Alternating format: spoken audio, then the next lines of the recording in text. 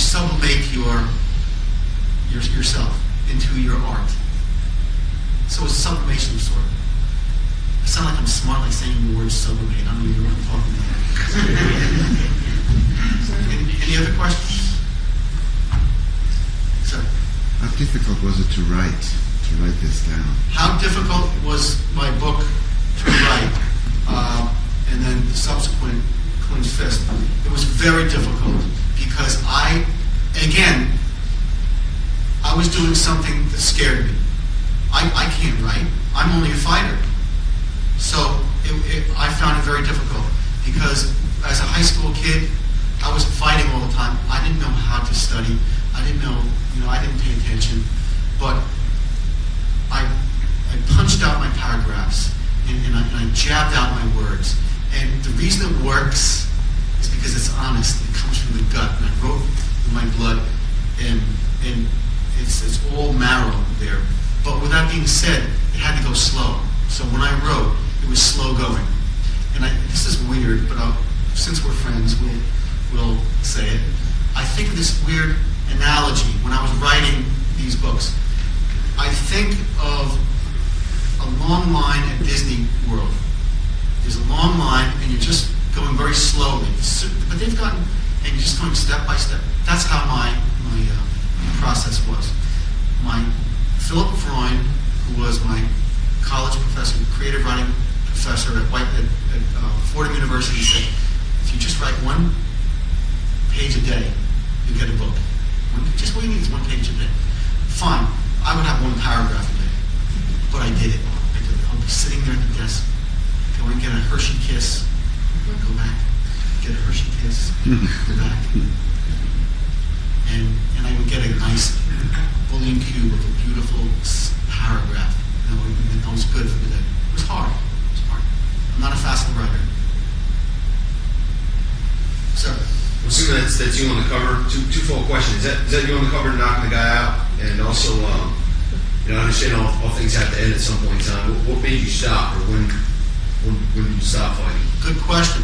The question was, is this me on the cover? Yes, this is me, but please, this is me. That's not me. This is me. And then this is me on this cover as well. And I brought this guy to the finals of the Golden Globes. And you know what happened in this? You know what happened here? Well, you have to buy the book and read it to find out. The other question was, what made me stop boxing? And I realized at one point when I was out of my household, there was no reason. I didn't have the impetus. It was okay. It was my life. And I knew at one point when I went to college that I wanted to start hitting books rather than people.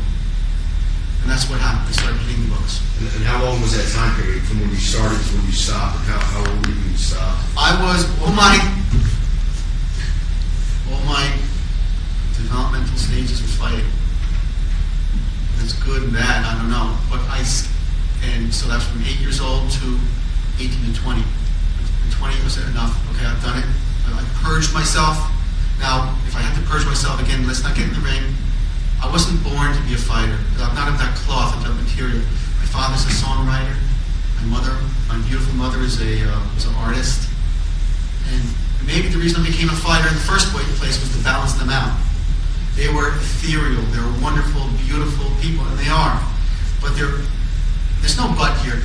They were in the air. They were just in the clouds. And maybe I had to dig deep into the earth to balance them out.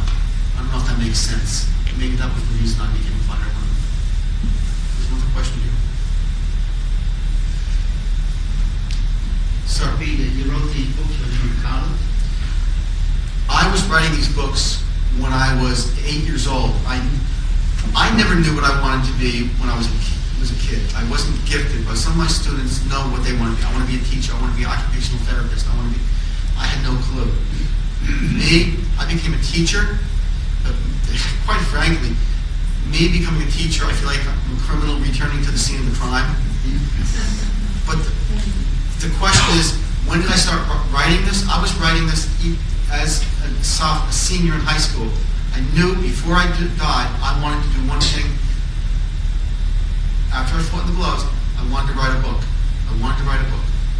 And, but actually pen to paper, it took me 2 years, and I was in my late 20s. No, I'm sorry, early 30s. Early 30s is a wonderful time frame because it's a nice amalgam, mixture of maturity and youth.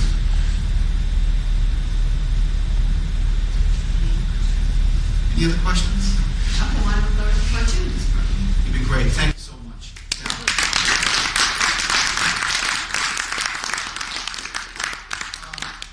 I've been blessed to have some co-workers here who are professional musicians. We have Dennis Polonco, who has a number of CDs out and is a great singer. And he's going to be singing along with Skip Weinstock. He's very talented, as you'll see, at the keyboard. He's been playing in the city for years. And I did a very strange thing. Skip and I collaborated on a couple songs. And then one song is called Slapsie Maxie Rosenbloom. Slapsie Maxie Rosenbloom, as you might not know, is Al Bachman's father. Al Bachman is in the audience here. Al, did I introduce you earlier? No. Okay. In the audience, there's a man who I've heard about since I was a kid hitting the bags. His name was Al Bachman. Al Bachman's father was the manager and trainer of Slapsie Maxie Rosenbloom, who was a great light heavyweight champion in the 20s and 30s, I believe. And he had 199 fights, but he actually had more fights, 299 fights. But he had like over 300. And it was such a character, Slapsie Maxie Rosenbloom, that he spilled over into film. And you've probably seen him late at night, Slapsie Maxie.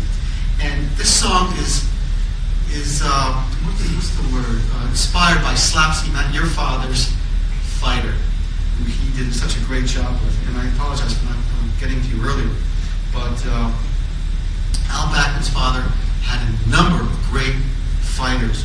One was Bob Olin, who was a champion, and Art Lasky, who would have fought for the title with Joe Louis if he hadn't run into a guy named Johnny Paycheck. Bob Olin, Mickey Cohen. I was on the phone with Al Bachman the other night, and he said, well, this is not the same Mickey Cohen. He's not the gangster. This Mickey Cohen, boy, he had guts. He had more guts than brains, he said. But he was a great fighter. And I can go on and on. But this song, which is going to be performed right now, is, that's the first song, is Slapsie Maxie Rosenbloom by Skip Weinstock and Dennis Polonco. We really want to thank Peter for having us here. You know, we're English teachers and we're all closet musicians. We're closet artists. It's great to be here, Jonathan. All right, folks, it's a song that swings, so we hope that you can swing with us. I believe it's possible for a library to swing, am I right, Skip? Sometimes. Yeah, so please swing with us.